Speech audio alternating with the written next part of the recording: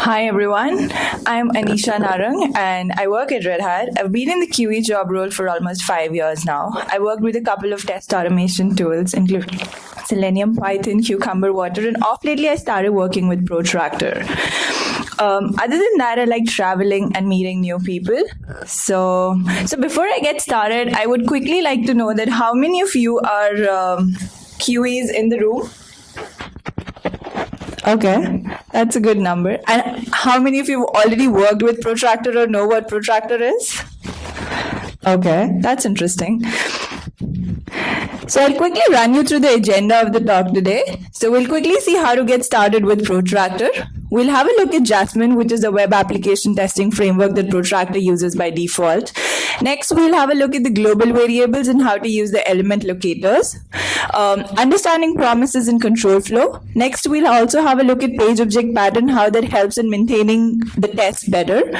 Protractor browser logs, generating HTML reports, and a demo at the end.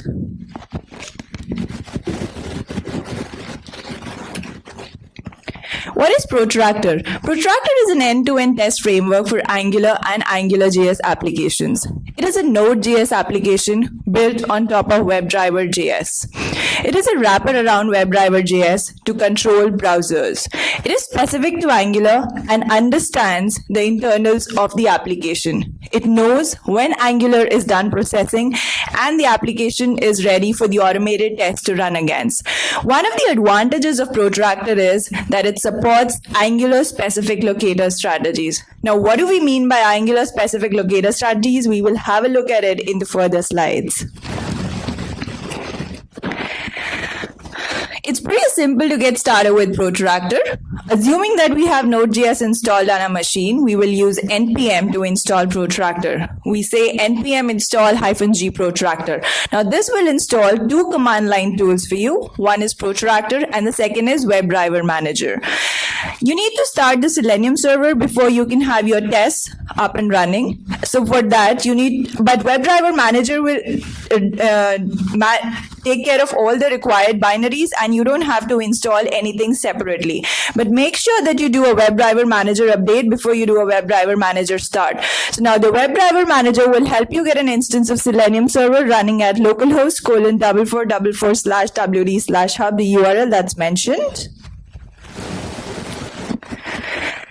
Writing your first test. So it's pretty simple to get started with writing your first test. It needs two files. One is the configuration file and the second is the spec file. The configuration file tells you where to talk to the Selenium server, where the spec files are located. The spec file can be one file or many files, and the framework, which is Jasmine by default.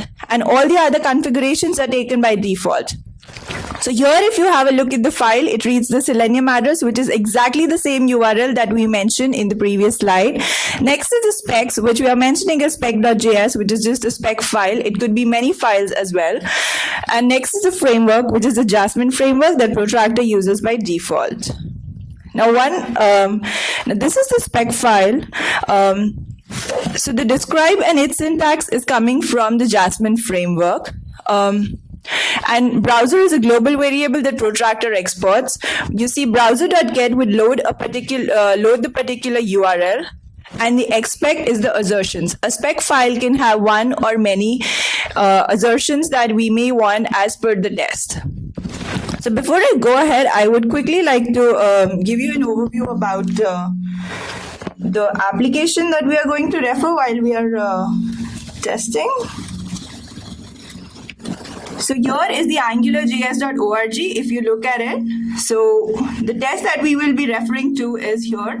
So if I input the text Anisha in this text box, I expect that it should show hello Anisha there. This is the test that we are going to refer to in the entire talk going forward.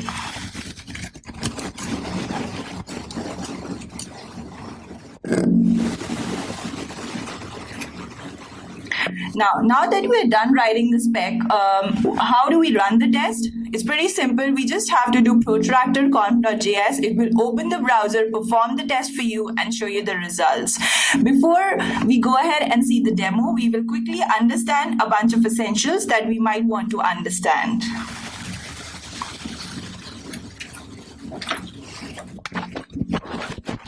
Jasmine. Jasmine is a behavior-driven development framework for testing the JavaScript code.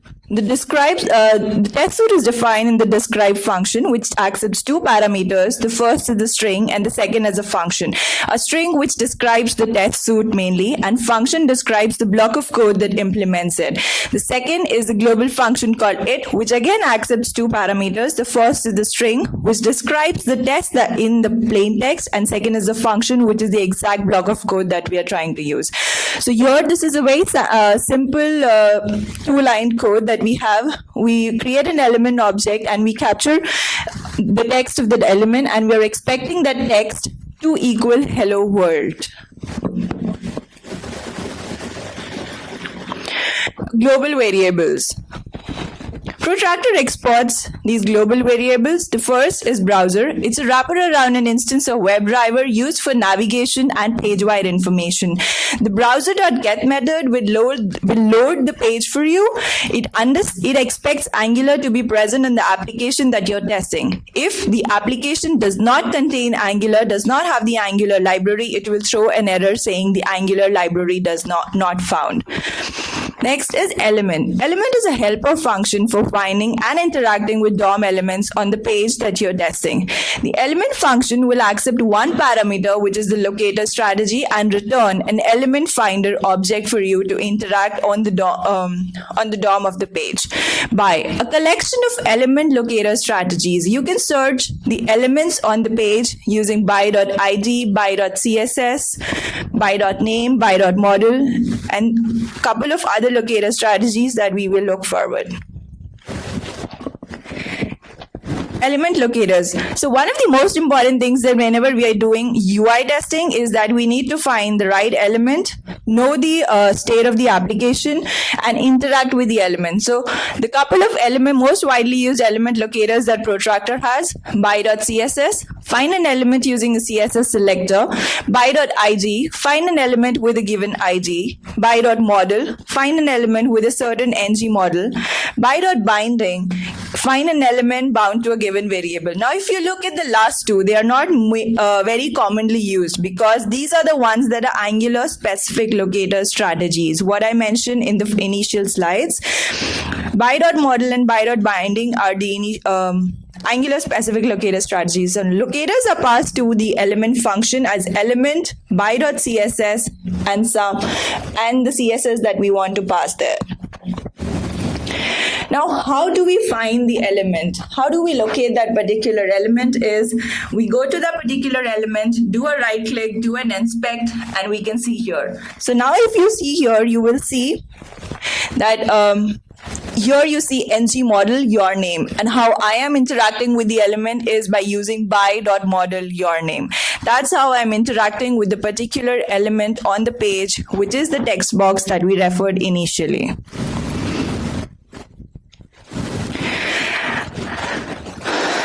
Actions. The element function returns an element finder object. So now the element finder object knows how to find the element on the page, but it will not go ahead and interact with the element on the page until and unless an action method has been called on that object. So here, if we look at the code on the left side, we have the element object and we have the element function, which is being passed a locator strategy in it. And now we have the action methods. The action methods are nothing but the .click, .send keys, .clear. These are all the action methods that we might want to perform on the web application for our test to proceed. So all actions are asynchronous and all action methods return a promise. What is a promise? We will look forward in the further slides. So now that they return the promise, so to log the text of an element, what we have to do is we have to do element.getText.then and do a console.log text. We have to use the .then here. Now, understanding promises and control flow. WebDriver.js and thus Protractor APIs are entirely asynchronous. All functions return promises. Now, until I started working with Protractor, I had no idea there was a concept called promises that existed. A promise is nothing but the eventual result of an operation. Promise helps you decide what to do when a particular operation succeeds or fails. WebDriver.js maintains a queue of pending promises called the control flow to keep the execution organized. Control flow coordinates the scheduling and execution of commands operating on a queue. Now, we don't need to write promises because the control flow mechanism of Protractor allows us to write promises in a synchronous way. We can write our code in a synchronous way despite of enjoying the asynchronous behavior of the application. Promises. Let's make a quick attempt to understand what promises are. Promises represent the eventual result of an operation. Promises are objects. The promise object is used for asynchronous computation. Now let's assume that promise is an object. We're trying to make an HTTP GET request, which is API docs ID, where we expect that it will return the particular title of a document. So it might return the name of that particular document. It might not return because of some error occurred. So now we take that promise object and use the success operation, where we say we want to log the title of the published doc, and we use the promise object to define what happens when the HTTP request fails because of some error. So we are trying to log the request failed with the response and the status code.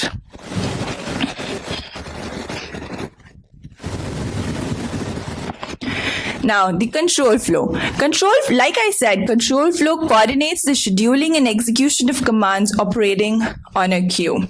So now, how the code would look like when there is no control flow, and how the code would look like when we have control flow.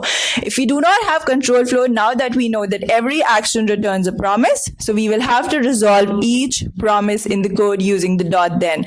So here, if you look at the code, we have browser.get.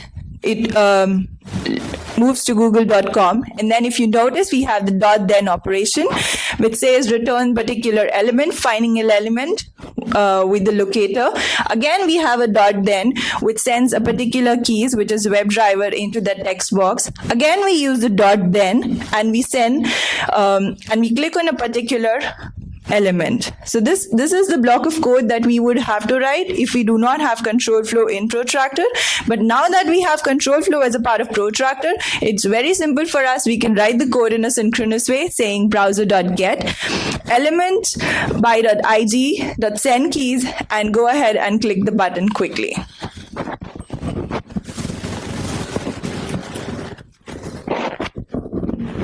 Page object pattern. The page object pattern simply models the page elements as objects within the test code. Page object pattern is one of the best practices that we can follow whenever we are writing UI tests. It helps us to manage and maintain the test in a better way. It reduces the amount of duplicate code, and one of the advantages is that if the UI changes, we have to make change at only one place. The fix needs to be done at only one place. Now, how would the code look like if we are not using page object pattern? We use the describe. We specify the name of the test suite in the it, and then we go ahead and load the page, which is browser.get element by.model, which is your name, which is nothing but that text box that I showed. We are sending keys as Anisha in there, and then we are creating a greeting object where we are capturing the element where we are expecting the text to change as per the test, and then we do an expect on that particular greeting.get text to equal hello Anisha. So the Jasmine expectations also have the ability to understand promises, and that's how we see the expect greeting.get text is working, and it is showing you the results to expect hello Anisha.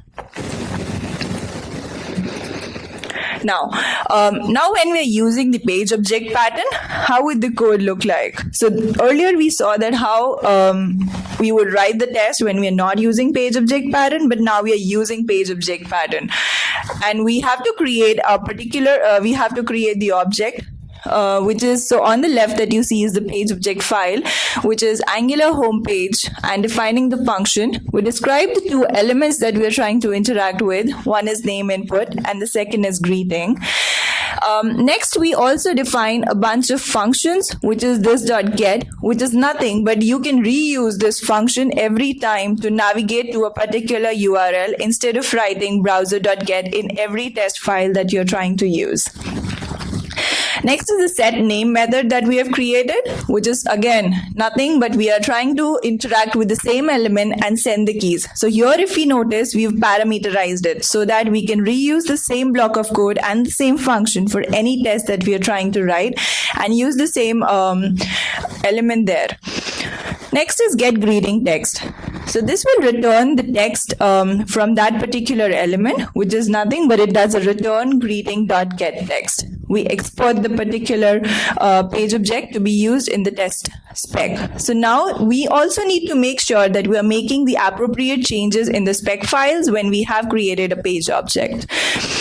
So we do a require saying .angular homepage to the Angular homepage object, and the path has to be relative to the spec file that we are using. Now it is again the test that we are trying to describe, which says it should greet the named user.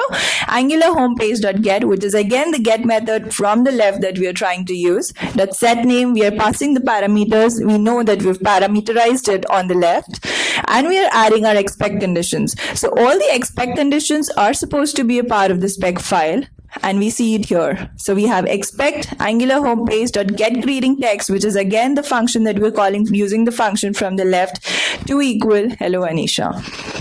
And that's how we can always reuse the page object file in any other test that we might want to use, which involves the same elements that we are trying to use. Protractor browser logs assertion. So often when we are doing UI testing, we might miss out on some console log errors that on the browser console log errors that might occur. Some assets might not load correctly. So this is one library that allows you to verify that there are no browser console log errors. How do we use that? It allows asserting the browser console logs in each test for warnings and errors. If a particular asset is even not able to load, it is showing a 400, but it's not reflecting on the UI. This particular library will capture those errors. We do an npm install browser protractor browser logs. We define a particular object, we do a require on it, and then we add this block of code in the prepare.js, which is loaded at the start of every test before the test runs. Now, how do we go ahead with it is we define the logs object, and we define a before each function, which resets that particular object before each test is run, and we have an after each test. So after each test is finished running, it will check the browser console logs and verify if there are any errors or not. Now, the last thing is generating reports. How do we generate reports using Jasmine spec reporter? So we use Jasmine spec reporter, and we use the protractor Jasmine to HTML reporter just to make sure that we have HTML reports. And the Jasmine spec reporter allows us to have descriptive report on the console. So by default, Jasmine does not allow you to have those descriptive reports on the console. So we use Jasmine spec reporter and protractor Jasmine to HTML reporter for having HTML reports. And below is the how the HTML report would look like. So now we will quickly have a look at the code, how the code looks like. Okay.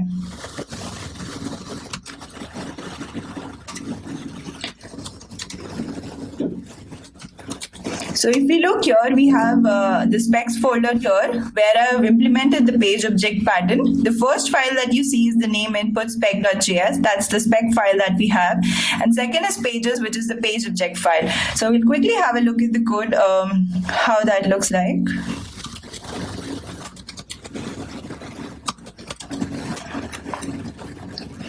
So if you look closely, it's exactly the same code that we described. We have different elements, and we have the different functions, and we're exporting it. And now we will have a look at the spec file. How does the spec file look like?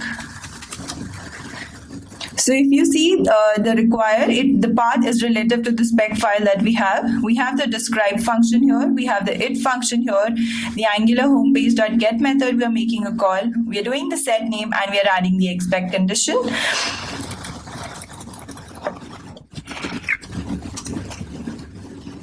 And other than that, we will also have a look at how the prepare.js looks like.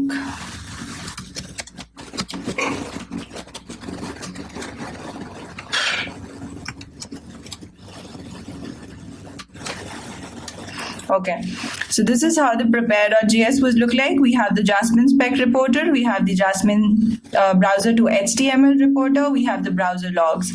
The three libraries that we discussed during the talk, we have all of them here.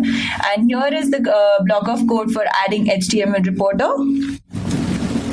Next is the block of code for add Jasmine spec reporter. And the last is for the Protractor browser console logs. You see the before each and the after each function there, and we are making a call to each of these functions. And how the conf.js looks like is this. So we add the onPrepare as a part of conf.js just to make sure that all the functions that we have described in the prepare.js are called when the tests are run. So we'll quickly run the test here. How to run the test is like I told initially, it's very simple. We use protractor conf.js. So it opens the browser, it goes to that particular text, performs the test. That was pretty quick to miss out. So this is how it looks like on the console.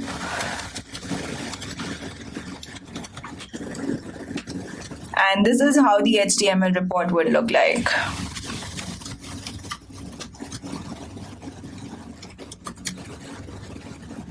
You can find the demo code on this URL. It's on my GitHub at /protractor101-demo, I guess. And this was the recording that I did of the same demo that I gave live, which was a success though. So we don't need that. And thank you. Any questions? Thanks. See the test result. Yeah, sure.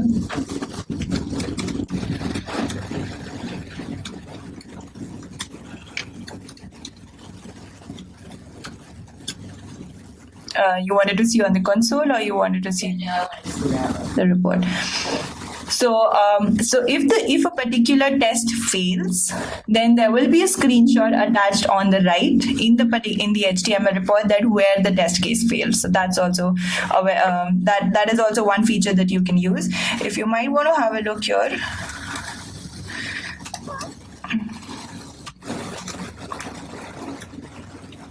So you see, I've mentioned the save path. The screenshots folder takes screenshots only on failures. So you can use that feature as well.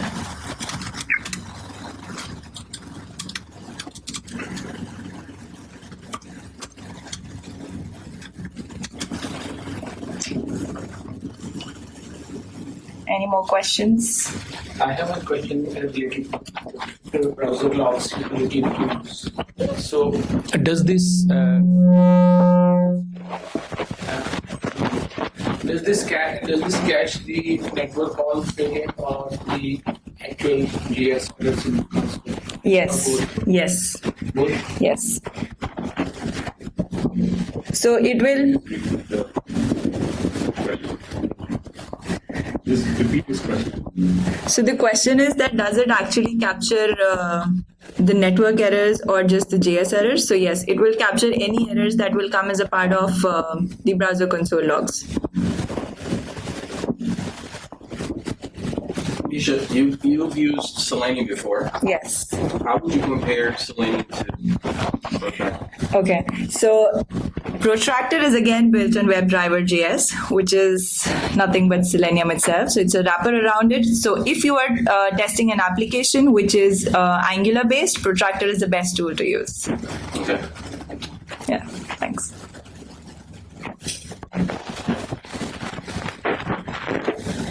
Any more questions? All right, thank you. I hope you had a good time. Thanks.